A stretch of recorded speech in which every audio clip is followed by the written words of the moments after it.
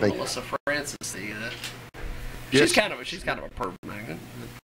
There we go. That's all that's his like favorite word. It is my favorite word. Basically, Jiggy describes it as a perk magnet if he gets a little tingly feeling in a certain part of his body. So. Okay, I'm done with the shows. Oh, you're not. You're staying right here, princess. Right here. That sounded like perv magnet talk there. Yeah.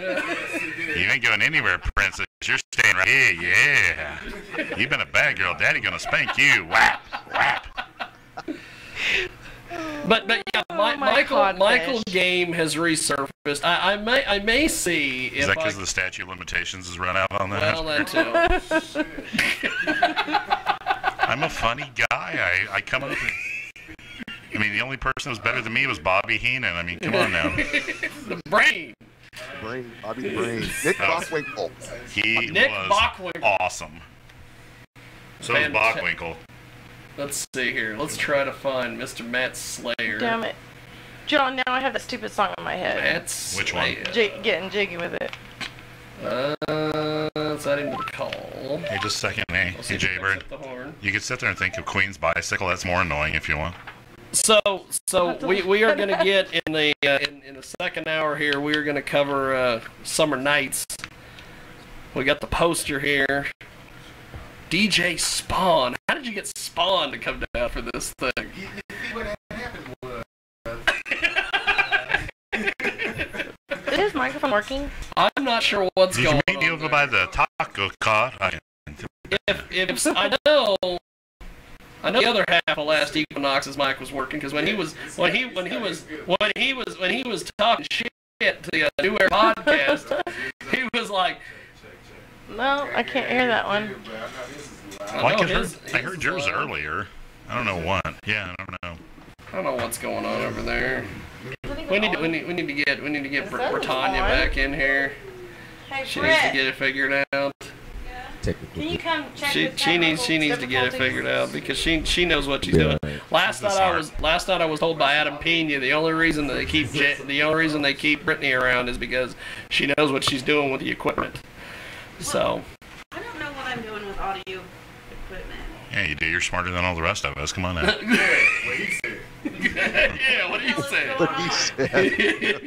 Their mics aren't working. Is there a possibility that you could take? Can you extend that mic across the room? Can we do that? Because I know that black one works. No, not very easily. Thing now, huh, Jiggy? Gosh, racist. Well, just kidding. She's gotta be a black microphone, huh? I can't just be a microphone. Can't be anything else. Yeah. Take that New Era podcast. There you go. I don't think they make white microphones. What? You don't think you can have a white microphone? You don't think we're good enough? Well, there's a difference why mine's blue, but I mean, you know. She just kind of cut me off all of a sudden that night, but hey. Okay. I can hear that loud and clear. See, I kind of get to that line, Dr. Izzo, and I just don't quite cross it yet, so. Yeah, I kind of just stay right, just to south of it. Yeah, it's pretty dangerous, but you know, hey. I have to play swords over here. Matt Slayer. Where's Matt Slayer at? We're over here playing swords. Maybe 288 podcast. See, now I can go back. I can go back home and sit there and say I was like, you know, howling around with a guy with a master's degree that's written books and stuff. I can feel pretty damn good about myself. I won't have any self-esteem issues now. Hey, John. No, you just crawled up the ladder. The chain. Doing that. That's awesome. All right, well, me and Fo, we part of the There we go. last Equinox, and I'm JL, the Prophet. Okay. I'm OGK. There it is. OGK in the building. 44. It is Fredo. I think it's working over there. I think somebody's working. What did you say? It's Fredo G over here. Fredo. Oh, you hit the on button? Okay, cool. I have no idea if I hit the on button. I just pushed button. I think they're all working now. She turned it on. She hit a button. Hey, Dr. Izzo. Brittany has a way of doing that, turning things on. Yeah, baby. Hey, Dr. Izzo, how long did it take for you to write your book? let's see. I think between developmental editing and because there was 2 edits. There was the developmental edit, which is the reorganization of the book, and then everything. I think it was about 3 years. Jesus. It took 3 years, and part of that is because I actually had written 365 pages and submitted it, and then they made me write Yeah. again. The whole thing? From scratch. The whole thing. Yeah, I had to rewrite the whole thing. And that's because they felt it wasn't very well organized, and so I actually had to go through a developmental edit, and that took us about 9 months just to go through how we're going to reorganize it and then rewrite it. And then it took us about another 6 to 7 months to actually that it took me to rewrite the entire book. And then, you know, in the publishing industry, you know, if you want your book to go into like Barnes and Noble, or you want it to be like, for it. well, no, you don't. You have to. Well, kind of, but not in the way you're thinking. So you have to have a distribution, and you have to have or a fulfillment company. So my distributor was in Austin at the time, and I just fired them a few months ago, and changed to a fulfillment company up in New York City because I wanted to have my books fulfilled out of New York rather than Austin. The reason was because I knew this fulfillment company was also fulfilling orders for Simon & Schuster and Penguin Publishing. Yeah. And my book is small, independent published. So, and there's, by the way, in order to do that, you can't do what they call print on demand, POD. No. You have to use a national printer in order to get into a bookstore. Only about 5 of those in the U.S. And so each of those hardcover books that you're seeing there in the office, each one of them costs me about, I think, cost about $3.25 to print. You know, and I printed 5,000. That's out of pocket. That's out of pocket ahead. I had to because it was, you know, that's a great question. I had to because I went the independent publishing route so that I could keep more of the money. Not self-publishing, independent publishing. Yeah, there's a difference. That's genius. Yeah. And, so does this stuff really work? Because I'm sitting here looking at the book, like, this can really, like, make your social media boom? Like, it's proven? One of the things I noticed was that some of the psychology you talk about, Dr. Izzo, I learned on my own. And I hate to say it, but I would have rather learned from the book instead of learning by experience. Yeah, because I'm kind of mad I'm seeing this book now and doing all this shit for so many years. Like, all this shit was available, and now all of a sudden you're just going, oh, fuck, what did we walk into? Now, Dr. Izzo, like, just kind of throwing out some words people have heard if they've ever, like, you know, dealt with advertising or anything like that, do you kind of go through things where you have, like, buzzwords, sizzle words, that kind of, you know, like, lingo that they do, you know, like, certain ones will catch people's attention. Like, when I was talking with somebody about advertising once, it's like, if you don't get them in the first, like, few seconds, you're not going to get them at all. They're going to ignore your, you know, your message or your advertisement. Yeah. So there is a jargon. I try to avoid it, but there is a jargon out there. And, you know, there are certain things, especially like on radio advertising, and especially even when we're doing radio, and one of the things that James does, and I don't even know if he realizes he does it, but he uses a psychological term we call Schadenfreude. And if you've never heard the term Schadenfreude, that is taking pleasure in other people's pain. Yes. And that's so. How did you pronounce that word again? It's called Schadenfreude. Freude. It's Schadenfreude. F-R-E-U-D.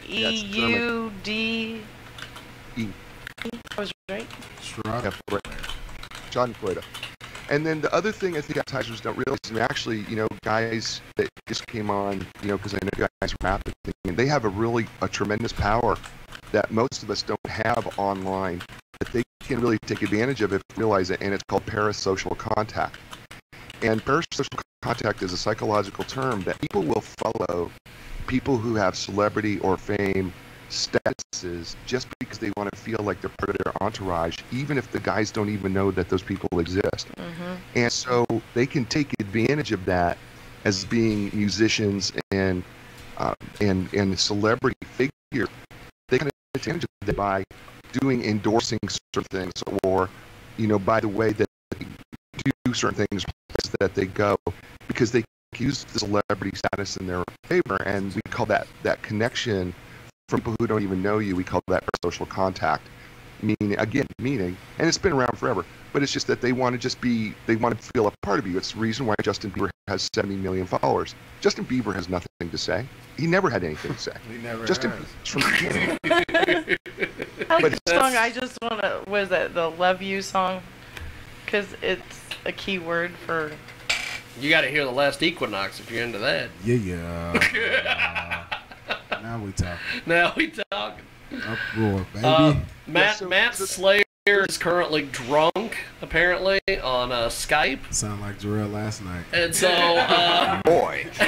So I don't know what we're gonna do with Matt Slayer, so we're gonna move on. We got last Equinox with us. Yeah. Celebrated too hard last night after I got the mixtapes all printed out and pressed. We're excited. Now, Jay Izzo, or as John was calling you, Dr. Izzo.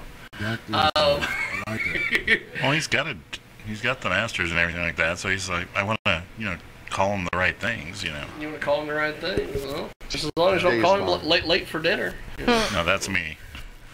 I don't think you're late for dinner. That's what I'm saying. Don't call me that. That would really insult me. I'm a big boy. So okay, Dr. Izzo. He's snickering now. They got the last Equinox. It's like the chicks. They want to get funky chunky. Come on now. They got Galaxy Starship here, the whole 9 yards. How would you market? What would be something that you would give them as far as marketing to market the new CD? Yeah, so I think there's, guys, I'm sure you're using all the regular online channels for marketing CDs right now, right? There's, all sorts of things. Actually, MySpace is a great place right now, again, for just musicians. Now, I don't know if you're even aware of that MySpace has rebranded themselves as a musician website. Yeah, ever since Justin Timberlake took it over, they got the new MySpace, so you could even go to the old format of it. But the new one is way better. Way better. Yeah, that's way better, I think. Quiet. But I think your voice is so low. And yours is so loud. Just kidding, sorry. So, I think though for the guys, I think one of the things is I don't have your demographics in front of me, but I'm sure one of the things that you've done, or at least I hope you're doing, is you're really paying attention to age range and some of the different demographics of who's really listening to your music. And once you identify those few people, and I'm sure you've created your Facebook pages, your Instagram account. Hopefully you've created an Instagram business page for yourselves, because you can do that. And then what I would do is I would find like 5 of your biggest fans, like people who seem to talk about you a lot. And then what I would do is I would have them create for you what we call EWAM, which is electronic word of mouth. And what I would have them do is I would say, just get those people in conversation, either like in a private messaging or something like that, in some sort of chat, and say, hey, look, would you do us a favor, and would you talk about what you love about our album, or love about our CD, or what you love about certain songs, and would you give us some credit on Instagram? Because here's what happens. This is what happens with all of us when we have friends that are closest to us. And some friends all of us influence somebody. And when you get some personal friend who's willing to say, hey, listen, I just bought their new CD, or I just downloaded their new MP3. This thing is amazing. They have such tight harmonies, tight sound, and it's so awesome. And they're talking about it. You're not talking about it. They're talking about it. Then what happens is that creates this whole sense of people wanting to come along with that, to go, oh, I want to listen to it. And I did this with MC Hammer, because MC Hammer follows me on Twitter, and one of the things I did is he wasn't cutting any new music, but he was cutting music. He's got his own studio, and so he was cutting music for other artists. And so I literally, he asked me download. I downloaded the MP3, I listened to it, and then I promoted it a few years ago, and then promoted it to my Twitter channel throughout, saying, hey, you got to listen to this thing. This is I'm telling you, this is amazingly tight. And that's what you kind of have to create. And you have to be willing to ask your biggest fans, would you talk about us? Would you talk about the album? Because then what happens, it grows you. and it's the fastest way to get your music out there. I'm all about that, Doc. Man. And it's free. And it's free, guys. It's free. Look at You're that. not paying money. You're using your celebrity status as a way to influence people to help you. And there's nothing wrong with that, especially in the music industry. And especially getting you guys more established, getting a wider and broader audience. There's nothing wrong with asking your biggest fans to go on and do that across their channels. And have them do a Bitly. You guys know what a Bitly link is, right? Yes. The Bitly, right? You can shorten links. Mm-hmm. What I would do is I would create a Bitly link, right? And I would create a shortened link, and I would send that to people and say, hey, would you have them click on this? Because then you can track how many times people have clicked on the link to your music, and you can track, where it's coming from. Like, so different parts of the United States, or maybe it's going outside the United States. Maybe you find that there's people in the UK who are clicking on your Bitly link because Bitly measures it, and it's a free account. So I really, really recommend that you do that, and just don't be afraid to ask. And I'm telling you, you can get your. It's the fastest way. One of the things we learned in the research was that it only takes 5 of the right people to make and go viral. Yep. 5 of the right people, and anything can go viral. And so if you get some of your people now, they may be connected to those people, and then next thing you know, your stuff is viral. And you know what? You're on your own, and you're never on the show again because you're too busy. I would love for that to happen. It is Jared Wells. It is John Mosier. Last Equinox in the building. And we are going to go to Matt Slayer here in just a few seconds. No, Dr. Izzo, I've been kind of trying to use Facebook a little bit. I took over a sports bar and grill in Wichita, Kansas, and I've been kind of trying to use it. Baby. Yeah, I'm trying to use the social media to get it kind of a little bit boosted up. I've had friends share things and stuff, but in the Facebook business, you can sit there and you can it costs you a little bit and costs you a lot, but you can boost posts for your business, and it's you can sit there and you can specify what target area you want, within a certain range of wherever your business is and age group and demographics and stuff. Would that be a good thing? I mean, it's inexpensive, but you still can do that. Is that something that would be smart? Let me warn you a little bit about doing that. Okay, so I don't have a problem if you want to boost occasionally, and if you want to spend 10, 20 bucks, whatever you want to do. But the most effective way to make your Facebook pages really work well is to give away something. Because that's the reason why people actually, the number one reason why people actually go to any Facebook business page or community page or anything is because they're looking to get something for free. And so you have to think of a gift, whether it's, come to this page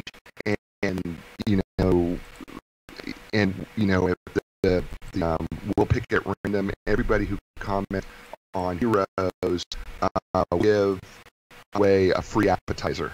And with one person out of so many to get a free appetizer, and it could be appetizer of the week away. So, but you have to sign in, you have to like the page, and you have to say something about what you like about Heroes, and you can set that up weekly. Because then, if you have a weekly giveaway, and guys, you should do this too, by the way. You need to think about how you can give away a free MP3 of your music once a week and set that up on your Facebook page, because you want those people to regularly come back to you weekly. And so if you do that, then it starts drawing more people, and they'll go, hey, you know what, they're going to want another free MP3 or another free disc or whatever it may be, or a free cut. And it's a great way to do that. And it's the same thing for you, John. You have something that you give away.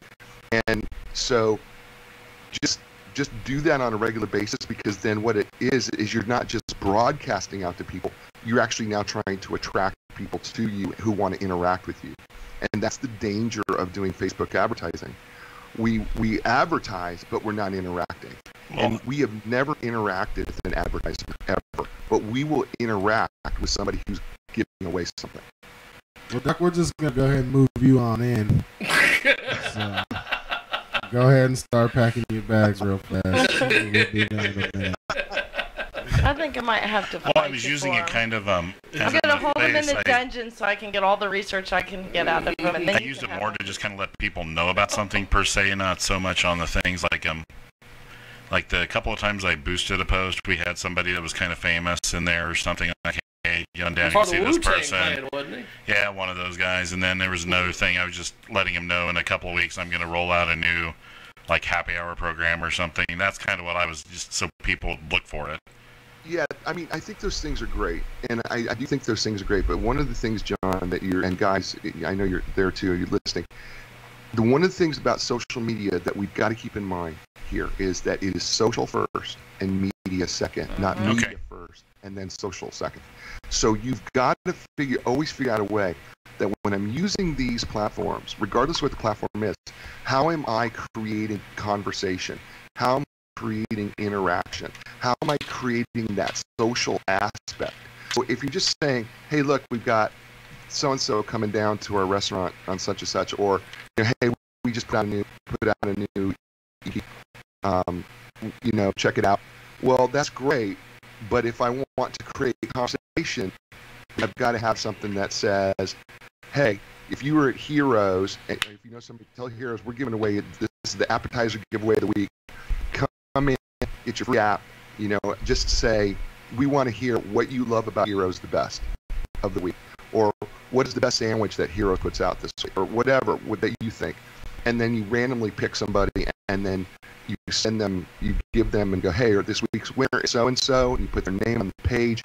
That notifies them. Then they start notifying, hey, everybody, I won, right? Who doesn't want to tell the world that they won something? It doesn't matter what it is. It doesn't have to be the lottery. We will tell people if we want a lollipop, okay? It's that. And it's because we have this desire inside of us psychologically to tell the world that we're a winner. And it doesn't matter what we've won. So guys and John, whenever you can get the opportunity to give people an opportunity to say, I'm a winner, you do that on your social media pages, because then they want to broadcast to the world, they made me a winner. And now you're not just a musical group. You're guys who are now making winners out of people who don't see themselves as winners, and then that becomes awesome. And that's how you want to use these pages really effectively. Cool. I got a dumb question. Making winners. Are you including me in that whole terminology of guys, or are you just lecturing them? Well, I think the book world is so different, Jay. I think the one thing I've learned about the book world and social media is that as much as I would love to say that it is an amazing match, it is a very difficult match. That is the absolute truth. And it's because Amazon dominates the book world. And so what happens is you need Amazon as a partner, and it's very hard to promote your book yourself. I mean, yes, what I did for when my book first came out, one of the things I would ask people to do is I say, if you're anywhere in the U.S. and you're at a bookstore, and you see my book, will you please take a picture of my book and post it on my timeline? And so people would go and, like somebody was at the Mall of Minnesota, right? And there's like 3 Barnes and Nobles in the Mall in Minnesota, in Minneapolis, St. Paul. And literally the family went to every Barnes and Noble, found my book, and took a picture with it as a family. And it was really cool. And so that was the only way I could kind of get that to work. And I did do some giveaways for a while, but I think the book world is a little bit more difficult than it is, because people don't think of authors as celebrities as much as, you think of like these guys over here who are musicians. I mean, quite frankly, music has been the heart and soul of our world. It's what connects us. I think connects us. There's something that happens with music that touches not just our mind and emotions, but the very depths of our soul. And I know that that's part of what these guys do, and they're passionate about that, just like you and I are passionate about writing. But the difference is, there's only 33 million people who read in this country anymore. That's according to a Wharton study. 33 million people are the avid book readers. 83 million people buy books in the U.S. Only 33 million avidly read. So that makes it very difficult for us. I've seen at cons at Comic Cons, people will walk by and they say, "Well, I don't read." So that's why the world's getting dumber. Yeah. You have no idea. You have no idea what you just said, but it's really true.